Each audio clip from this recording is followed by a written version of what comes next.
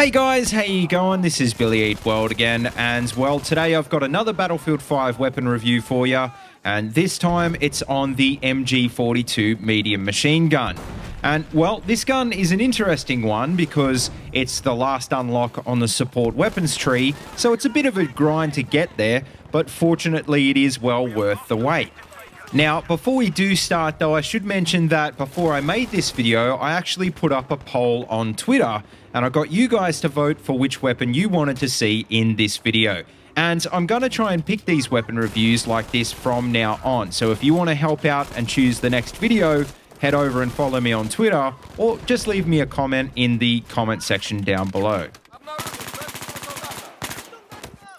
Alright, so to kick off, if you've never heard of the MG42 before, well, I'm kind of surprised because it's probably the most famous German machine gun of the Second World War and maybe one of the most famous machine guns of all time.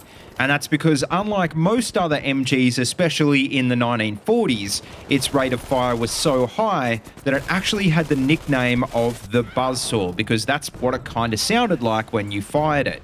In fact, its sound was so intimidating that the Allies had to produce special training videos to try and convince their troops, and I'm quoting here, that its bark wasn't as bad as its bite, which was obviously completely false. It was a very effective area denial weapon, so much so that many other famous MGs, like the M60, the FN Mag, and the MG3, were heavily influenced by its design. In-game, you can actually see this rate of fire represented pretty accurately because it has an RPM of 981, upgradable to a ridiculous 1200 through specializations. And as you can see, this is seriously insane because it deals 25 max damage, dropping off to 18.5 at 75 meters, which translates into a minimum 4-bullet kill and up to a maximum 6-bullet kill at long range. Now, although it doesn't feel anything like it because this gun melts through people, this is actually the same damage model as the much slower firing MG34, but what you're really losing out on when you use this gun is handling and long-range accuracy. But at the end of the day, that doesn't even really matter because most of your engagements are going to be at mid-range with this gun, and you can upgrade the belt to 250 rounds, which gives you plenty to spare if you do miss a few or 10 shots. Now, bearing all of these stats in mind, obviously all of this is meaningless until you factor in that this is an MMG, which means you will need to be on a bipod if you want to be effective. And not just that, the recoil of this gun is so intense that that probably also means you'll specifically want to be prone and on your bipod if you want to have any hope at hitting long-range targets or even some mid-range targets. Fortunately, what I found is that it's actually not that hard to find a good prone position most of the time, as long as you're not too exposed and the enemy doesn't catch you by surprise. And if this does happen, and believe me it will, you'll just have to dolphin dive and hope for the best. But assuming if you play smart, you can pretty much avoid situations like this most of the time. Also, I should mention that being an MMG, you also won't have access to any sort of long-range scopes, so basically you want to try and run this with whatever CQB sight you prefer. And as you can see, I actually prefer the AA sights, just purely because I feel like they've got a slightly better sight picture than most of the reflex sights, which can be pretty dark at times. Obviously, the reason they've done it this way is because MMGs can be pretty damn good at long range to begin with, and not so much with the MG42, but definitely with the others, it is kind of possible to outshoot snipers. But honestly, like I said before, I don't think this is a huge issue for this gun because it's not really a long-range weapon anyway, and so I think if anything, these short-range sights, just make sure you don't try anything too stupid.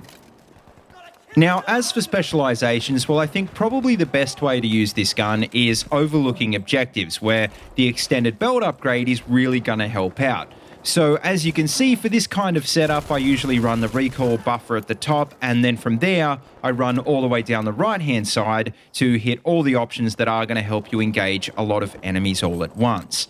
If you're someone who likes to sit back a bit more though, and you're getting really annoyed at getting sniped all the time, well, you might want to pick the flashless propellant upgrade on the left instead. And what's interesting about this path is that it'll also hit the light bolt upgrade, giving you that ridiculous 1200 RPM rate of fire, which means if you just lightly tap the trigger a few times on an enemy, usually that will be enough to get the job done anyway. But finally, as for my top tips for this gun, well, number one, and this is a pretty generic one for belt-fed MMGs, don't be like me and reload too much, especially if you're running with that 250 round mag upgrade. And on that note, just remember that MMGs will overheat after about 50 rounds fired in a row, so make sure, unless you're engaging multiple targets, to fire in short bursts and give your weapon a chance to cool down. Also, like I said before, don't let enemies get the drop on you, and as you'll see in this video, you're better off dolphin diving in front of a lane just in case someone's there rather than waiting till you actually see an enemy. And last but not least, like I mentioned before, don't go shooting at everything. As soon as you open fire, everyone will know where you are if you're not in good cover, and so it's only a matter of time before a sniper will line you up and take you out.